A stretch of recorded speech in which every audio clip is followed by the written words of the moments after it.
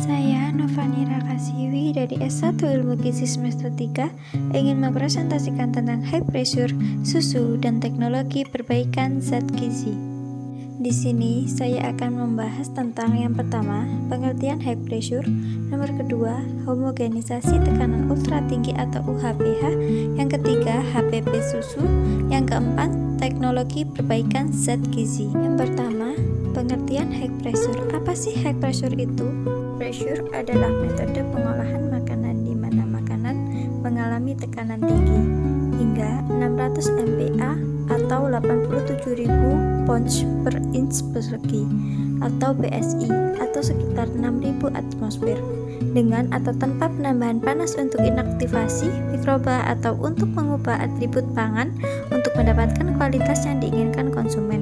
Tekanan diberikan pada waktu tertentu, biasanya sekitar 3-5 menit. High Pressure Processing (HPP) atau pemrosesan tekanan tinggi merupakan proses non-termal berdasarkan pada tekanan tinggi hidrostatik yang dapat membunuh atau membuat mikroba dengan cara merusak membran selnya, yang berguna untuk meningkatkan keamanan mikrobiologis dan umur simpan melalui inaktivasi mikroba patogen dan pembusukan beberapa enzim. Yang kedua, kita akan membahas tentang UHPH, homogenisasi tekanan ultra tinggi. UHPH makanan adalah teknologi pengolahan untuk meningkatkan keamanan pangan dan umur simpan. Namun, meskipun durasi perawatan yang sangat singkat, UHPH dapat menyebabkan perubahan sifat kimia dan psikosemikal, termasuk pembentukan submikro atau nanopartikel. Ini dapat mempengaruhi sifat fisiologis atau toksiologis dari makanan yang dirawat. Yang ketiga, kita akan membahas tentang HPP susu, yaitu susu almond. Susu almond sebagai alternatif untuk susu hewani yang sangat berguna bagi penderita intoleransi laktosa atau alergi terhadap susu hewani, misalnya protein susu sapi. Alergi susu sapi adalah alergi makanan yang paling umum pada anak usia dini dengan insiden. Selain itu, susu almond dipromosikan sebagai makanan sehat karena kandungan asam lemak tak jenuh tanaman dan senyawa tanaman bermanfaat lainnya, misalnya vitamin, serat, dan antioksidan. MR dengan UHPH pada 350 MPa dan 85 derajat Celcius dikenal mampu menonaktifkan mikroorganisme yang relevan dengan makanan. Perawatan UHPH menyebabkan sekitar 3 kali lipat peningkatan ukuran partikel rata-rata. Ada kehilangan antigenitas yang hampir lengkap untuk penentuan protein almond. Kandungan vitamin B1 dan B2 tetap tidak berubah, sementara bebas terpapar kelompok sulfhydryl penurun. Terlepas dari modifikasi yang diamati, UHPH pengobatan susu almond tidak menyebabkan perubahan dalam efek sitotoksik atau genotoksik dan kemampuan antigenotoksik, melindungi sel-sel terhadap zat besi yang diinduksi kerusakan DNA secara in vitro. Sebagai contoh, sebagian bubuk almond 80 gram diobati dengan 1 liter air 60 derajat Celcius selama 15 menit dalam mixer rotor GT800 ditetapkan pada posisi 4. Setelah 6 jam di lemari es dengan suhu 4 derajat Celcius, untuk sedimentasi fase tengah berdasi mengandung sekitar 3% lemak, diekstraksi dan digunakan untuk perawatan UHPH pada suhu masuk 350 MPa dan 85 derajat Celcius oleh Humboldt Homogenizer. Prinsip homogenizer sistem in-house MRI adalah bahwa sampel diisi ke dalam jarum suntik steril, ditekan pada tekanan masuk konstan dan suhu melalui katup homogenisasi ke jarum suntik steril. Pembahasan keempat, teknologi perbaikan zat gizi susu. Pengolahan susu.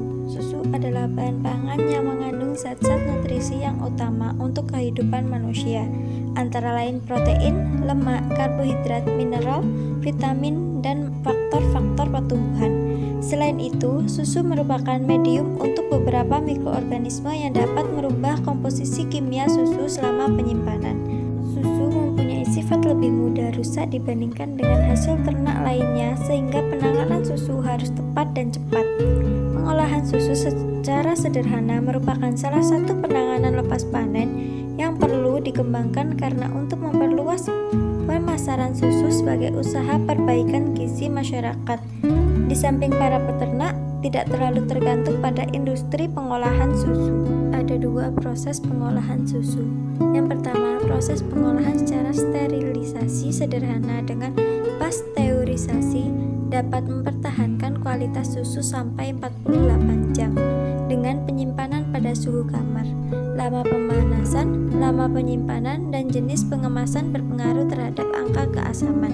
Yang kedua, proses fermentasi susu dengan bakteri Streptococcus thermophilus dan Lactobacillus bulgaricus berpengaruh terhadap sifat fisik, kimiawi, dan organoleptik yogurt. Teh hijau yang ditambahkan pada yogurt dapat meningkatkan daya kesukaan konsumen. Lalu bagaimana sih memilih air susu yang baik?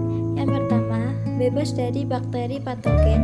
Yang kedua, bebas dari zat-zat yang berbahaya ataupun toksin.